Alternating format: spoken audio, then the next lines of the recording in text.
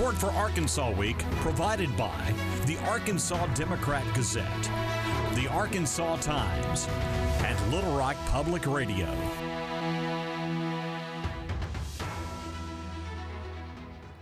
Welcome to Arkansas Week. I'm Michael Hibblen.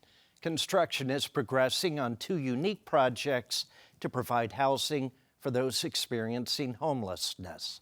Later in the program, I'll talk with the organizers.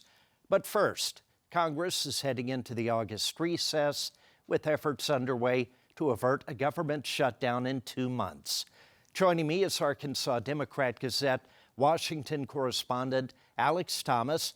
Alex, thanks as always. Thank you, Michael, for having me on. I appreciate the opportunity. This was the final week for both the House and Senate to be in session before the 5-week break. When they return, there will be a hectic pace to secure government funding before a September 30th deadline. What are members of our delegation saying about the prospects at this point?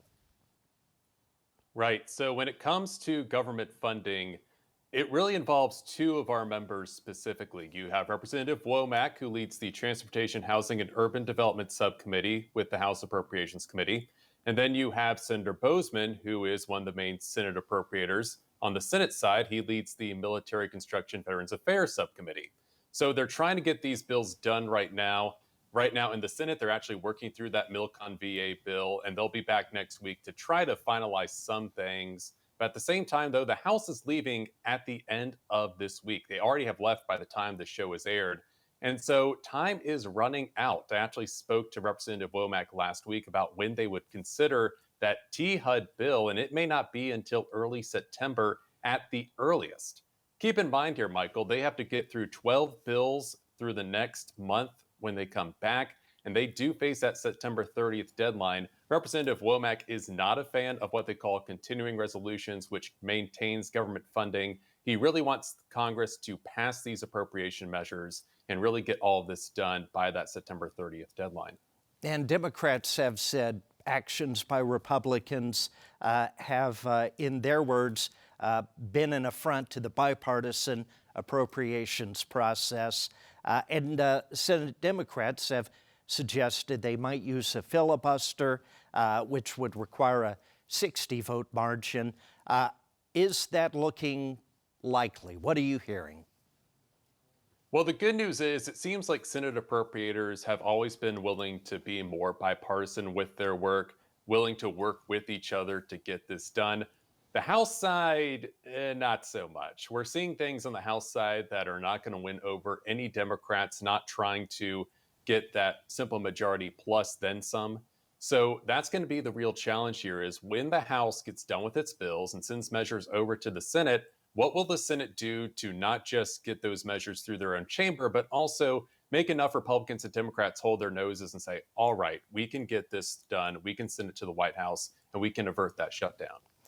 If a funding agreement can't be reached, rather than a government shutdown, is a continuing resolution looking more likely? Well, I talked to Representative Womack back in March when they were debating the previous government shutdown to make a comment that my dad would make in this situation when I talk to him every week. Are we always talking about government shutdowns? Pretty much. That's the pattern we've gotten into. So if you're seeing, this seems like a repeat of Arkansas Week, no, it is a new episode. We're just always talking about government shutdowns, it seems. But Representative Womack is not very keen to support another continuing resolution based on the conversations I've had with him since the last continuing resolution they passed. He really wants Congress to take this seriously. He wants lawmakers to pass these bills, get them through, make sure Congress handles its responsibilities as it should. And if Representative Womack is saying this, then what else is going on within the House Republican Conference? Representative Womack is the last person in the world that wants to shut down the government. And if he's not willing to back a continuing resolution, who else is willing to say no? To talk about some other members of the House, you wrote this week that U.S. Representative Bruce Westerman has renewed his call for permitting reform. This involves the 1970 National Environmental Policy Act. Explain what he is suggesting here. Right. So NEPA is this big, it's pretty much the main environmental review law. Whenever you have a project, NEPA is enforced so people can see what the environmental impact of a project is going to be. And even before any work is done, the government has some understanding about what a public or energy project, how that's going to affect the local environment. Representative Westerman has been adamant. He wants to change the NEPA process, not to reduce the process, not to make things, more environmentally risky, but to speed up that process. He says that it's been a big concern that people who are pushing these energy and public projects, they can't get their work done in a timely manner because the NEPA process takes too dang long to get through. So he really wants to see this process expedited, and he thinks that there is support on the other side to get this done. But that being said, Democrats want to make sure if they do end up finding ways to expedite the NEPA process, there are still climate and environmental protections in place to make sure the ecosystems are protected. To another issue, one that has been a priority for the 2nd District, Congressman. After years of committee hearings, the House last week approved 3 measures aimed at regulating digital assets like cryptocurrency. Representative French Hill, a former banker, now chairs the Financial Services Committee. Before we discuss this, I want to play a clip of Hill at a press conference with colleagues saying the establishment of modern regulations was the result of a lot of hard work behind the scenes. There's a old expression in venture capital, which is that the average overnight success takes 10 years. And what you see before us is the work by staff in the House Agriculture Committee, House Financial Services Committee, staff in the Senate Banking Committee, that people have been working on for years. And so for the better part of 5 years, the members here, led by Whip Emmer, our colleague from Ohio, Warren Davidson, former chair, Patrick McHenry, that really set the stage for the success that we're having today. And you wrote that Congressman Hill was beaming on that Thursday. This came at the end of Crypto Week in the House. Explain what this legislation does and why it has been so important for Hill. Right, Michael. So these are 3 bills regarding cryptocurrency and digital asset regulations. And the big question is, okay, why is this important? Why should people care? Well, the SEC and the CFTC have been regulating cryptocurrencies and digital assets, but the problem has been that those regulations go back to the 1930s and 1940s, before the internet, before cryptocurrencies were even a thought. So what lawmakers like Representative Hill have wanted to do is update those regulations, put new regulations in place to not just protect consumers, but protect investors, protect markets, because as Senator Bozeman told me, it's been like the Wild West, where investors have just thrown things out there, put things onto the market, and consumers just didn't have the right tools to understand if they were risky investments, sound investments, and eventually those investors ended up being the losers in those whole ordeals. Was there any significant opposition to this? Yeah, that's kind of the interesting thread to all of this. Some Democrats were on board with doing Crypto Week. Representative Don Davis out of North Carolina is a good example. Representative Angie Craig of Minnesota, who is a native Arkansan from the Helena, West Helena area. Both of those lawmakers are just some great examples of people who really wanted to do something like Crypto Week. But at the same time, some Democrats raised concerns about the Trump family's involvement in the cryptocurrency industry. And I asked Representative Hill about that. Should there be concerns about the Trump family and their interest in cryptocurrencies? And he said, to put it bluntly, America is better today because Congress took Crypto Week seriously and the House passed those measures rather than just allowing the status quo to exist. So hopefully we're going to see regulations. The Senate has to take up 2 of those 3 bills. They did pass one of those measures in the Senate already, but at the same time, a major step forward on Capitol Hill when it comes to regulating cryptocurrencies. Yeah, and earlier this year, a bicameral working group was formed to address digital asset legislation, and it included not only Hill, but Senator John Bozeman. So Arkansas seems to have kind of an outsized role in cryptocurrency. Right. I was talking to Carol Goforth out of the University of Arkansas, who specializes and looks into cryptocurrency and digital asset regulations. And even she was a little bit surprised that people haven't picked up on the fact that Arkansas is this major player in the cryptocurrency and digital asset space. You have Representative Hill, you have Senator Bozeman, you have the Venture Center down in Little Rock. All of these are playing major roles in how we are considering and looking at digital assets and cryptocurrencies. And if you're not watching The Natural State now, you ought to be.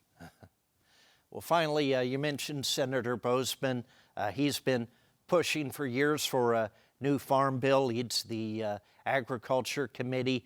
The last farm bill was passed 7 years ago, and another temporary extension is expiring this year. The One Big Beautiful Bill Act includes some agriculture components, though some are saying this is too little, too late. Right. So with the One Big Beautiful Bill, what they've done is update commodity prices, update programs that, like you said, Michael, have not been updated in 7 years. And a lot has happened in the last 7 years. We've had presidential administration changes. We had a pandemic, and farmers have not been able to operate under that system, with many farmers, especially in East Arkansas, facing financial pressure because the system is outdated and bad. So Senator Bozeman really wanted to get this done. You know, Farm Bill was one option, but the One Big Beautiful Bill presented another avenue, and they took the opportunity. Now, what does this mean for farmers? Well, when we talked to Hallie Schaffner, who's running for U.S. Senate, who's a farmer out of Jackson County, her family just shut down her farm earlier this year. She said she feels that a lot of farmers in her part of the state are not going to be able to benefit from this. It's going to be too little, too late. And when we spoke to another gentleman earlier this year, when the bill was first introduced, he's already concerned that Congress may have to pass ad hoc legislation, ad hoc relief, to provide farmers enough financial security to get through this year. So when those provisions finally fully kick into place next year, they'll have the right protections and they'll be able to protect their investments and protect their operations. And finally, on the topic of the Farm Bill, is there any discussion about that or any other legislation to help farmers? Well, they took a big portion of the Farm Bill through that One Big Beautiful Bill. So that's at least the good news, is that it does alleviate some headaches up here on Capitol Hill, because not only would we have had to face that funding deadline at the end of September, but we would also have to find time to pass a new Farm Bill. And there really hasn't been a bipartisan push to get that done this year. So luckily, with the One Big Beautiful Bill, there is enough in there where the big portions of the Farm Bill are done. But as for the rest of it, we're going to have to see what happens when Congress returns in September. And even though the deadline for the Farm Bill is September 30th, both Republicans and Democrats have said in the past that they really can get something done by the end of the calendar year, that being December 31st, and everything would be okay for the most part. So yeah, September 30th is the big day, but December 31st is the day with a big red circle around it. So watch this space. We're going to be keeping our eyes on this as fall approaches and the winter approaches. Alex Thomas, Washington correspondent with the Arkansas Democrat-Gazette. Thanks so much for your reporting. Hope you enjoy some downtime during the August recess. I'll try to. My brother said, hey, you're going to have a month vacation. I laughed and I said, no. Yeah. Well, we'll be right back.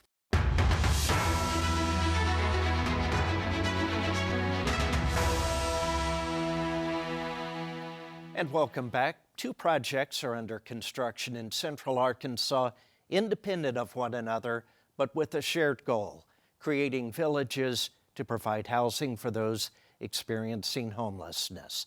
Joining me are Errin Stanger, CEO of Providence Park, which is being built in partnership with Pulaski County, and Kevin Howard, Director of Little Rock's Department of Housing and Neighborhood Programs.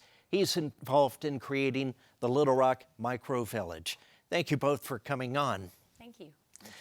Both projects are constructing tiny homes, but one will offer permanent housing while the other is transitional. Errin, let's start with you. Tell me what inspired you to create Providence Park. Yeah, well, thank you so much for having us today. It's great to be here. What inspired me to create Providence Park was a relationship with a woman that is homeless, and she's actually been homeless since Katrina, so since 2005. And getting to know her and learn her story really inspired me to create Providence Park, because I wanted to be able to offer her more than just kind of services that I could do, you know, kind of one at a time. You know, here's some food, here's some supplies, but what does it look like to provide housing and wraparound support services? So she really inspired me to go on this journey and create Providence Park. And what we're talking about here are 500 tiny homes, and we've got some footage of what one of those homes looks like, but providing permanent housing as well as all the services. Describe what will be happening within this village. Yeah, so we're actually building 400 tiny homes is the max amount, so that's what can fit within this 50 acres, modeling it after Community First Village located in Austin, Texas. And so, of course, we'll have the permanent housing, but the wraparound services that we are excited to include are the medical clinic, which will have, of course, medical care and mental health care and dental care for our neighbors. We also are going to have a garden and an orchard, so everything that's grown there is for the neighbors, so they can introduce themselves to healthy eating habits.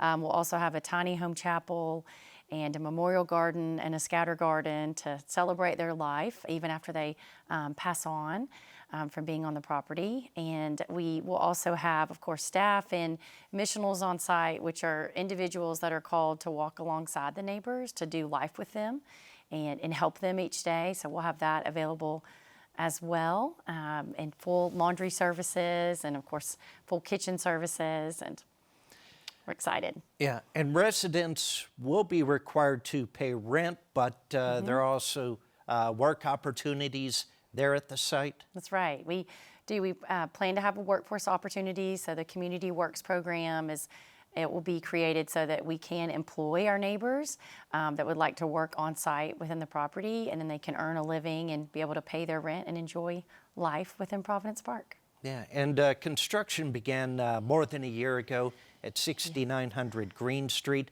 You hope to open in some capacity by the winter. How far along is construction? Construction is moving along really well. We've got our community center in place. Our first kitchen and laundry building is under construction as well. We're about to start the tiny home constructions and our health clinic constructions. So we're moving along as fast as we can with the sunny days that we have. And I read the last report I saw said, this was in May, but said you're hoping to start the application process in August. Is that still on track? Almost. We think we're going to actually push it most likely to September. We're going to give a little bit more testing time and working with our partners to help us vet the application to make sure that we have the right language choices and that we're really ready to go, and hopefully launch that right after Labor Day is the plan. Okay. Well, Kevin, the city is constructing the Little Rock Micro Village, 3405 West Roosevelt Road. It will provide housing units for 80 individual units for individuals and families. You've also got a 32-bed emergency shelter. After a 2-year delay, construction is underway. Where are you on this project? Yes, again, thank you for having me here today, and grateful to be here. Yes, we started the Little Rock Microhome Village over a year and a half, almost 2 years ago. We got caught up on some construction issues as far as the type of funding that we were using to construct the non-congregated units. We were looking at doing community bathrooms and showers. With the funding that we received from HUD, they would not allow us to have those community bathrooms. So we had to change plans, scrap the actual plans that we had, get with an architect to develop some new plans so we can have bathrooms in each one of the non-congregated units. Currently, right now, we are grading the site. We do have contractors working right now to grade the site and put in site utilities.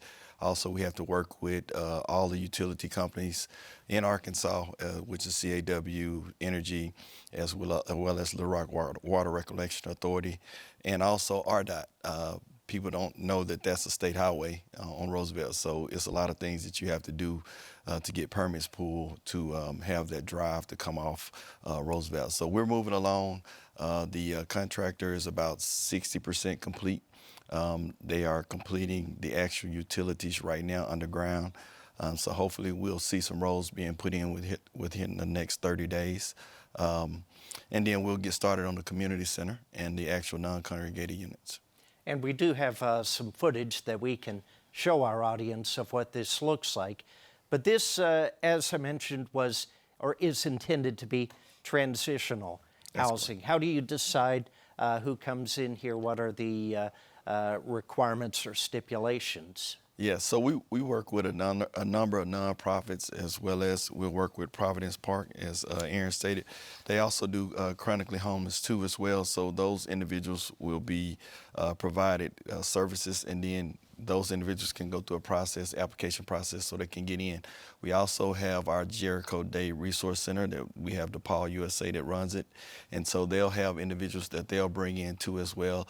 We also have other nonprofit organizations and the KETG organizations that will find individuals, will take them through a process so they can be vetted and brought into the actual microhomes that we have. Also, in the community center, we have 32 emergency shelter beds, 16 for men, 16 for women.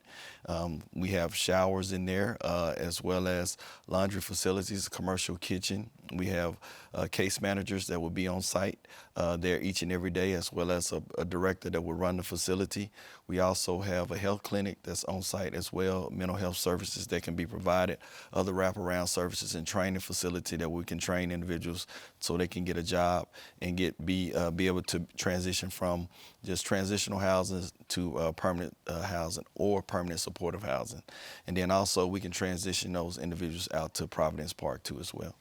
And yeah, this is, you work with so many groups. You guys are working together, but there are so many other nonprofits, Our House, the Van, the Compassion Center.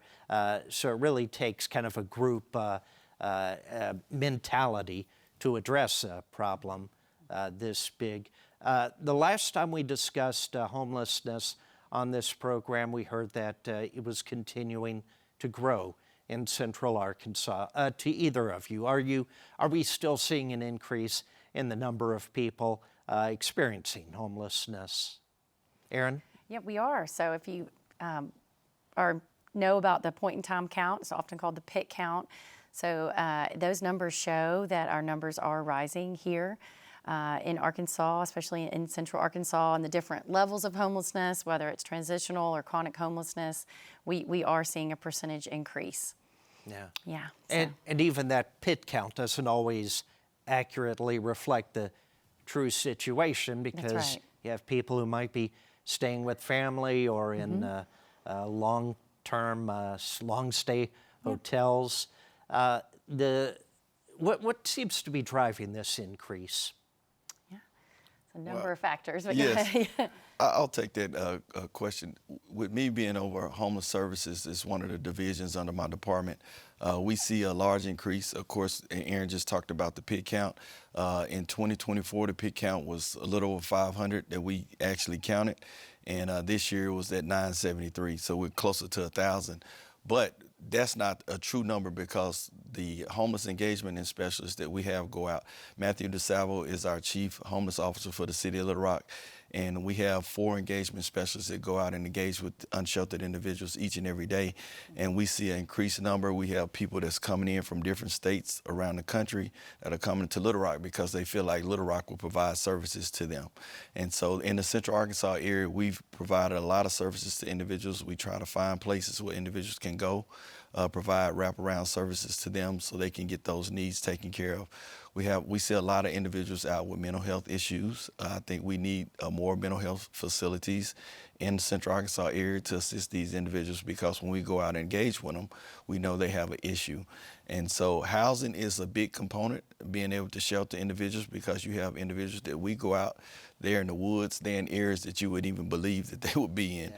And so it poses a danger too as well, especially when we have weather issues as far as with the winter, the floods, all the heat that we have. We do have winter cooling shelters that we open up, and also we do emergency winter shelter too as well. So we're doing a lot of different things. I think individuals around the country, when they see it on the news or in the newspaper and they say, hey, once you go to Little Rock, you can get these services, and they're helping individuals. So we see an influx of individuals being bussed in from different parts of the country. Yeah, well, we've only got less than a minute, but to each of you, how big a help will this be for the homeless situation? Are you optimistic this will make a significant dent in helping? I'm definitely optimistic, and it would make a really good impact in our caring for the homeless here in Central Arkansas, whether you're providing permanent housing like we are at Providence Park, transitional housing, emergency shelter, along with other organizations. You know, Immerse Arkansas has opened the station, which serves 18 to 24-year-olds. Our house has also expanded their family services. So I think hopefully we will see, you know, all coming together, that we're making a dramatic impact in how we care for our homeless here in Central Arkansas. Yeah. Yes, and I think us partnering with nonprofit organizations, Our House, Little Rock Compassion Center, St. Francis House, River City Ministries, all those individuals and nonprofit organizations coming together as a coordinated entry to People's Trust, just assisting with those individuals that we see that have issues and need housing, and being able to work with Providence Park. I think the mayor's mission in helping us get the functional zero, and him putting forth the initiative that he's done, has been grateful for the city of Little Rock, and I think he'll continue to make that push. Errin Stanger, Kevin Howard with City of Little Rock, and Errin with Providence Park.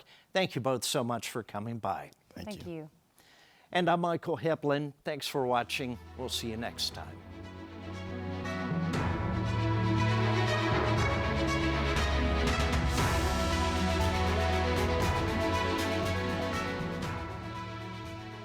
Support for Arkansas Week provided by the Arkansas Democrat-Gazette, the Arkansas Times, and Little Rock Public Radio.